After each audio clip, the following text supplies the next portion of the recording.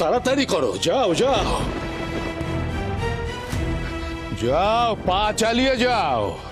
হ্যাঁ, দেবী বিমলার মন্দিরে যাবে তোমরা। সব ভোগ যেন দেবী বিমলার মন্দিরেই যায়। তাড়াতাড়ি করো। হ্যাঁ, এত দেরি হচ্ছে কেন ভোগ আনতে? মন খারাপ করো না রানী, সবই প্রভুর লীলা। না হলে যার জন্য এত সব আয়োজন তিনি নিজে গ্রহণ না করে দেবী বিমলার কাছে প্রেরণ করলেন, সবই তারই ইচ্ছে। আমরা তো সব নিমিত্ত মাত্র। হ্যাঁ, দেরি হচ্ছে কেন এত? কি এসব কি হচ্ছে?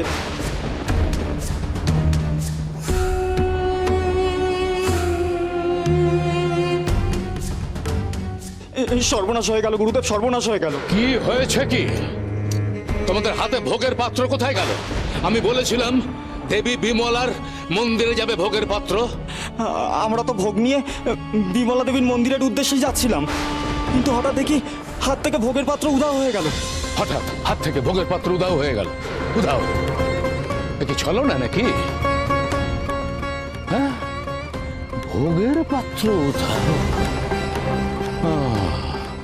কোন চক্রান্ত হচ্ছে, তাই না? চক্রান্ত।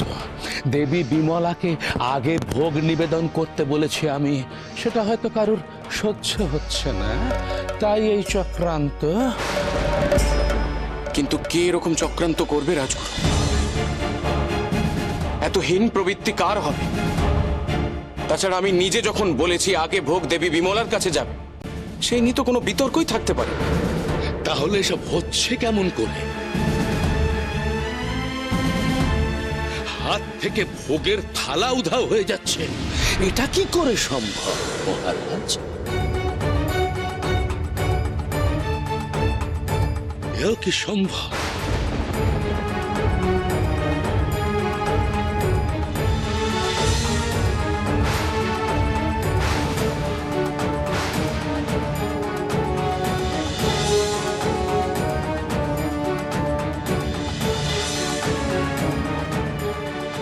কি আমি কি দেখলাম? এক অত্যাশ্চর্য ঘটনা। আমার তো নিজের চোখে বিশ্বাসই হচ্ছে না। মহারাজ, মহারাজ, সর্বনাশ হয়ে গেছে। রন্ধনশালার সমস্ত রান্না উধাও হয়ে গেছে, কোনো ভোগের চিহ্ন মাত্র নেই। ভোগের চিহ্ন মাত্র নেই? এত বিপুল পরিমাণ ভোগ কোথায় গেল? আপনি ঠিকই বলেছেন মহারাজ, এ সবই জগন্নাথ দেবের লীলা। আমরা শুধুই মন্দির চত্বরে দাঁড়িয়ে তর্ক করছিলাম সর্বপ্রথম ভোগ কাকে নিবেদন করা হবে, প্রভুর শ্রীমন্দিরে না দেবী বিমলার মন্দিরে। অথচ দেখুন, শ্রী জগন্নাথ দেব স্বয়ং তার মীমাংসা করে দিয়েছেন। তাহলে তো জগন্নাথ মন্দিরে প্রবেশ করে দেখতে হয়, সেখানে গেলেই তো আমরা জানতে পারবো ভোগ জগন্নাথ দেবের মন্দিরেই গেছে কিনা। অবশ্যই। গুরুদেব, চলুন আমরা গর্ভগৃহে যাই। বেশ, তাহলে তাই চলো।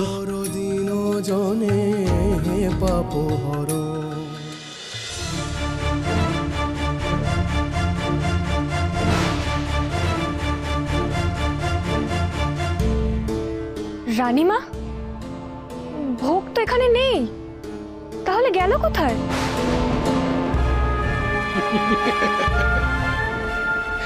আমি বলছি কোথায় গেল? সবই দেবী বিমলার মাহাত্ম্য। দেবীর মাহাত্ম্যে রন্ধনশালা থেকে ভোগ চলে গেছে দেবী বিমলার মন্দিরে।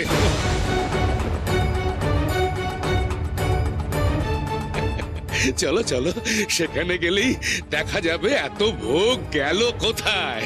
চলো।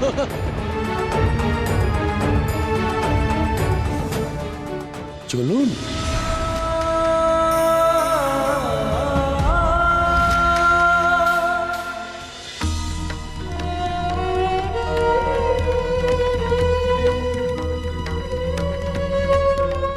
ওই তো তোমারে বন্দনা করি প্রভু জগন্নাথ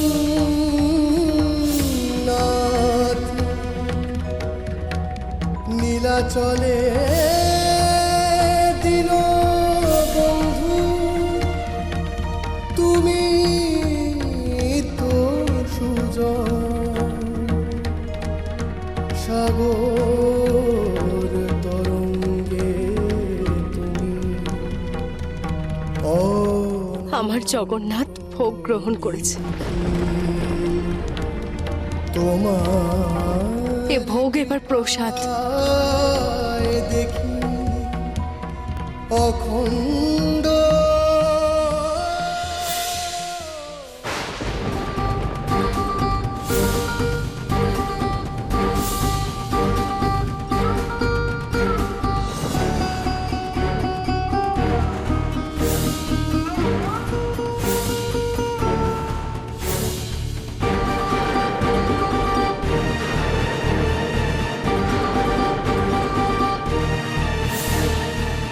এ কি কাণ্ড!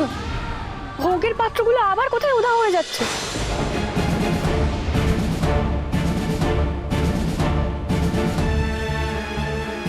এ তো জগন্নাথ দেবের গ্রহণ করা প্রসাদ। এই প্রসাদ তো ভক্তদের মধ্যে বিতরণ করার কথা, কিন্তু যাচ্ছে কোথায়?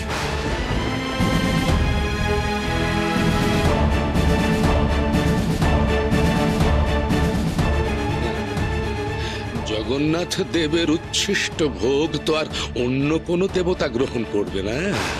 দেখতে হবে কে গ্রহণ করলো।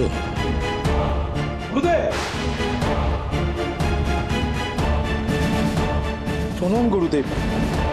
গুরুদেব, আপনি এখানে আর আমি আপনাকে সর্বত্র খুঁজে বেড়াচ্ছিলাম। কেন? দেবী বিমলার পুজোর সব আয়োজন সম্পূর্ণ, সমস্ত ভোগও এসে গেছে। গুরুদেব, প্রচুর ভোগ। এবার আপনি দেবী মন্দিরে আসুন। দেবী বিমলার মন্দিরে ভোগ? কে আনলো ভোগ? তা তো জানি না গুরুদেব। কিন্তু তা কি করে সম্ভব? রন্ধনশালা থেকে সব ভোগ উধাও হয়ে জগন্নাথ দেবের কাছে চলে এসেছিল। তা তো প্রসাদ হয়ে গেছে। আবার অত ভোগ দেবী বিমলার মন্দিরে আসবে কোথা থেকে? আমিও তো কিছুই বুঝতে পারছি না।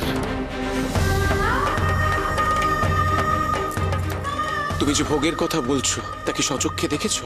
তাহলে চলুন সকলে মিলে দেবী বিমলার মন্দিরে যাই, সেখানেই চক্ষু কর্ণের বিবাদ ভঞ্জন হয়ে যাবে। হ্যাঁ গুরুদেব, চলো।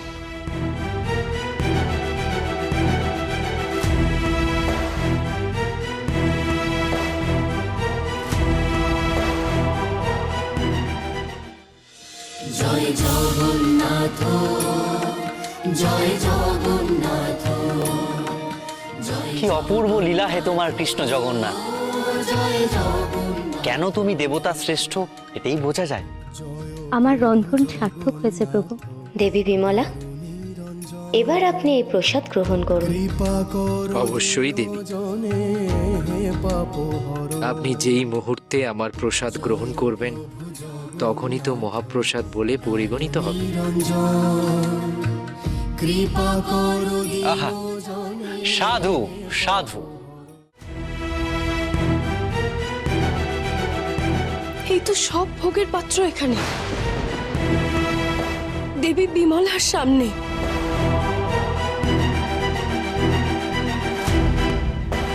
এটা এক আশ্চর্য ঘটনা। তুমি কেন এত আশ্চর্য হচ্ছ রানী? জগন্নাথ দেবের লীলা বোঝার চেষ্টা বৃথা। তাই তো আমি সবকিছু তার পাদপদ্মে সমর্পণ করে বসে আছি। তা ঠিক,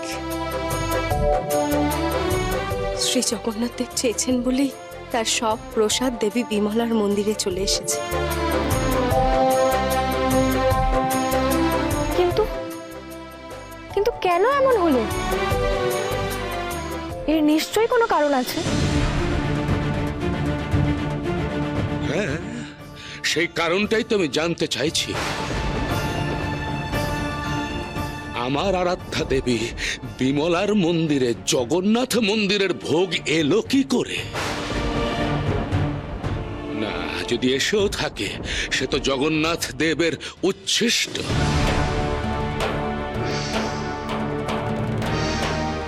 এর উত্তর একমাত্র প্রভু জগন্নাথই দিতে পারে।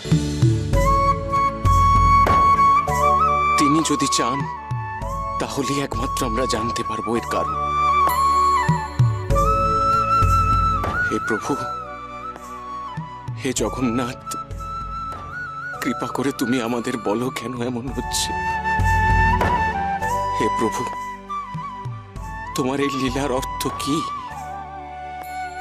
কৃপা করে বলো আমাদের।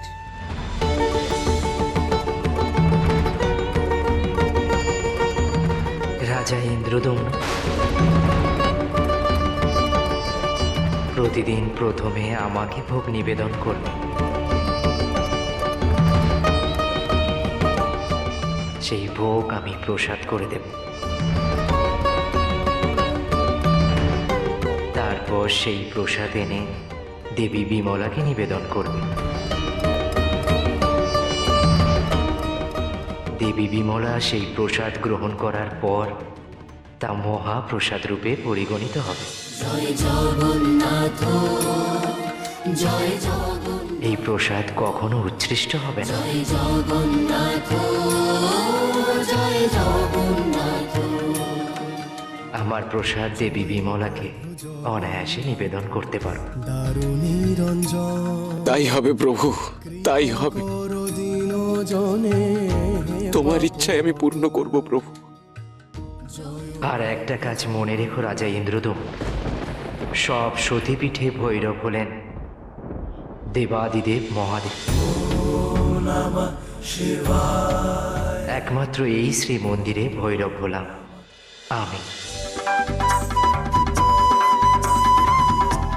দেবী বিমলার ভৈরব শ্রী জগন্নাথ।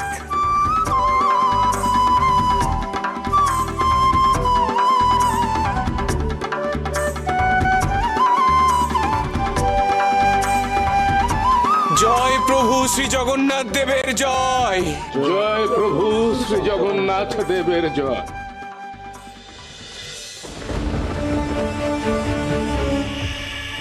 আপনি বুঝতে পারছেন না কলিঙ্গরাজ, আপনাকে সামনে রেখে কত বড় রাজনৈতিক চাল চেলেছেন মহারাজ ইন্দ্রদম্ন। আমি দাদাকে খুব ভালো করে চিনি কলিঙ্গরাজ। উনি নিজের স্বার্থ ছাড়া আর কিছুই বোঝেন না।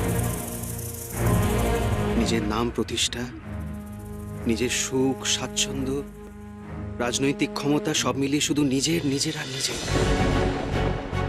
ভীষণ স্বার্থপর মানুষ উনি। প্রথমে তো এমন ভগবত প্রেম দেখাবেন যে সবাই ওনাকে বিশ্বাস করবেন, কিন্তু শেষে ঠুকতে হয়। আসলে সবাই তো আপনার মতো এরকম সহজ সরল সৎ ঈশ্বরে বিশ্বাসী মানুষ নয় মহারাজ সৌমাল্যদেব।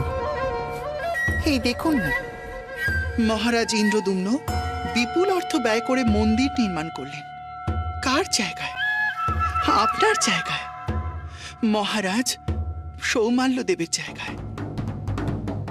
কে জমি দিলেন কেউ জানতে পারে না। চারিদিকে শুধু মহারাজ ইন্দ্রদম্নের জয় জয়কার।